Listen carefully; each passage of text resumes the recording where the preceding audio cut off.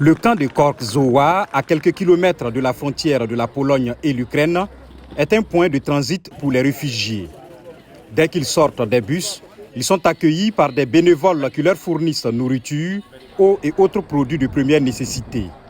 Outre les volontaires polonais, il y a des organisations et des personnes venues du monde entier pour les aider. 2 volontaires allemands sont venus en Pologne, amenant aussi les contributions des habitants de leur ville natale.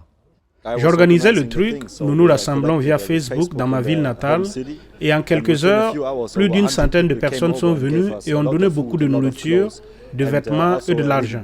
Avec cet argent, nous sommes venus ici. Nous ne sommes pas payés. Nous l'utilisons comme carburant. C'est du bénévolat. Mais c'est bien parce qu'on en a tellement à la maison. Nous avons tellement pris de l'Afrique. Nous avons pris tant dans tous les pays colonisés. Nous devons donner quelque chose en retour. Des bus transportent les personnes du camp de réfugiés de Korczowa à la gare de Przemyśl, point de transit majeur pour les réfugiés. De là, ils embarquent dans des trains vers d'autres villes de Pologne et même vers d'autres pays voisins. Daria, professeure de solfège, et ses 2 fils attendent un train pour la Suède. Elle voulait rester en Ukraine pour aider, mais affirme qu'elle doit aussi penser à la sécurité de ses enfants.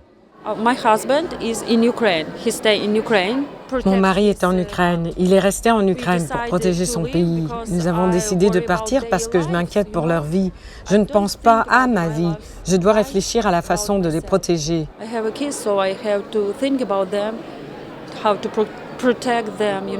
De nombreux bénévoles sont présents à la gare. Certains hébergent les femmes et les enfants. D'autres servent des repas chauds sur le quai. Sacha est une volontaire venue avec sa famille depuis Austin au Texas pour aider.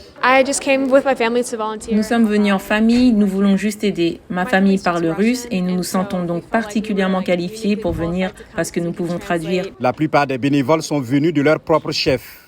Il est difficile d'imaginer où ils iront d'ici et comment ils trouveront des emplois et quand ils pourront revenir et à quoi ressemblera leur maison à leur retour. Et donc cela est un problème que nous pouvons examiner en ce moment, mais ça restera un problème pour la plupart de ces personnes dans quelques années. Daria, la professeure de solfège, exprime sa douleur face à ce qui arrive à son pays. C'est horrible, horrible, parce qu'un fou est venu chez moi et a tout détruit. Détruit la maison de quelqu'un. Vous savez, c'est un sentiment horrible. Cependant, elle garde toujours espoir qu'un jour, elle pourra retourner chez elle.